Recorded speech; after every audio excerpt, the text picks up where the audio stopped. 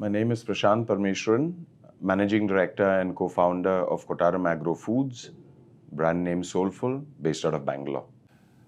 Millets date back to centuries ago, where this was in the 1800s and the 1900s, almost 60 to 70% of what we used to consume. Over the last 50 years, with the onset of the Green Revolution that had set in, the production of these grains and these crops of millets had diminished significantly, and hence consumption as well had moved out. Rice, wheat, and corn, which was taken as the mainstay of the commercial crops, had really moved in, and millets as a consumption had really come down. However, as a country and as the world has moved from sheer hunger satisfaction to even nutritional satisfaction, is when the revival of India's ancient grains and global ancient grains has actually found its relevance.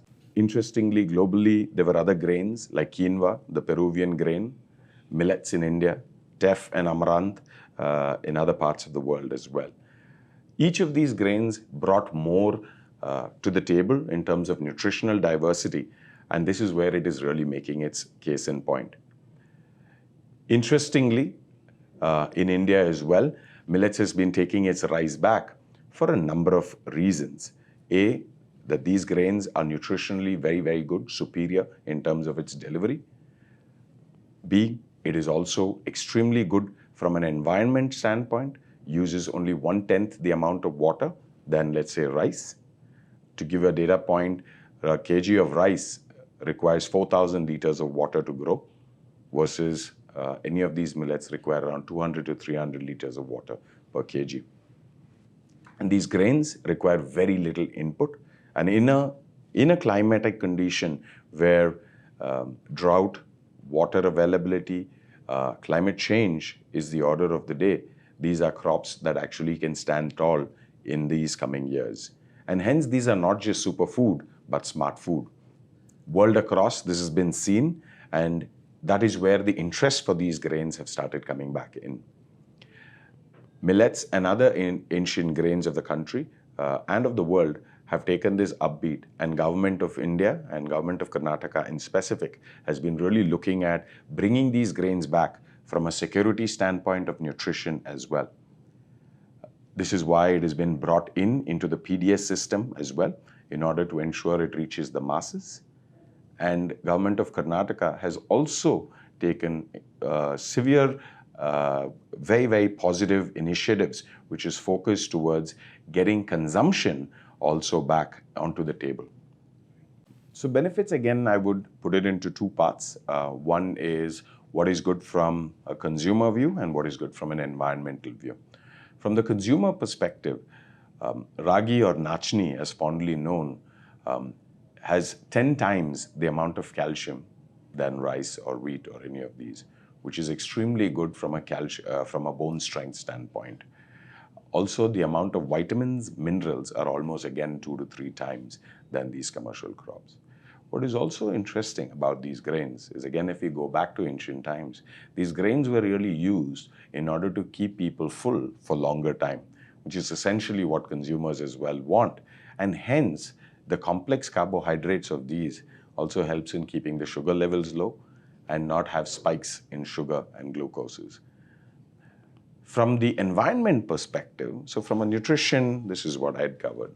From an environment perspective, like I said, uses 1/10 the amount of water that rice requires, barely requires any inputs, and hence it is good for you, good for the farmer, and good for the environment, and hence called a smart food.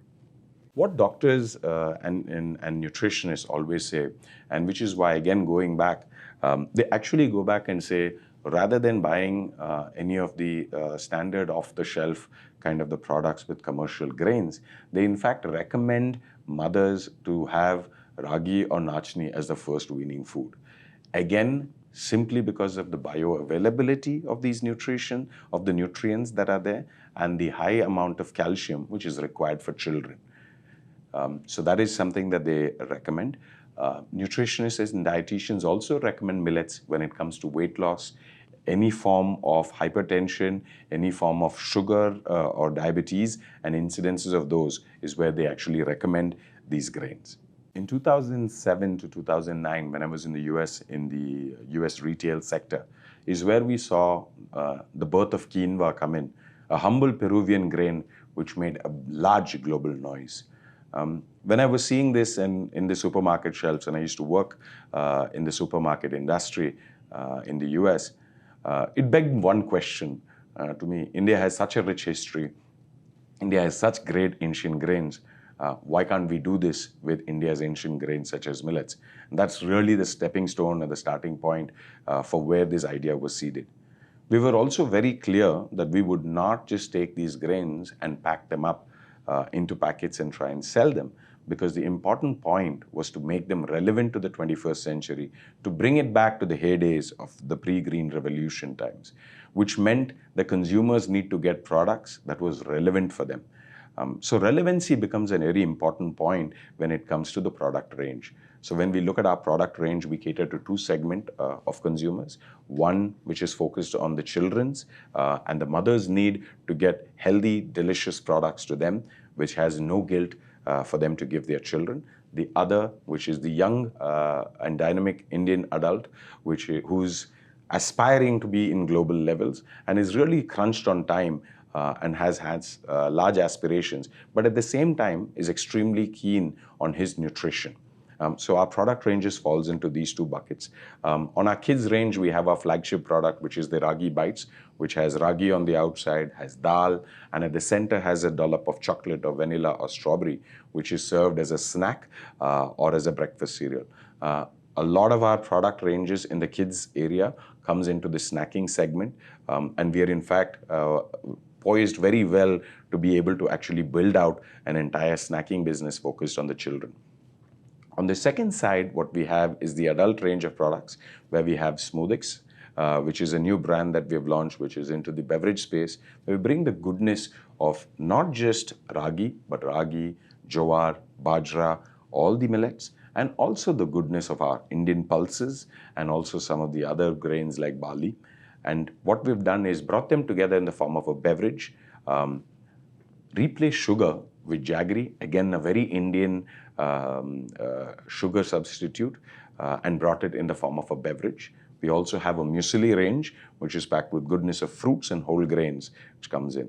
The way we look at Soulful in our entire product range is we believe in bringing nutrition through natural means, and hence, even in our kids range, we do not add whey powder or any other form of fortification, but we add simple things like millets and dal, which bring the goodness of all these ingredients together, just like how our grandmother would have prepared it.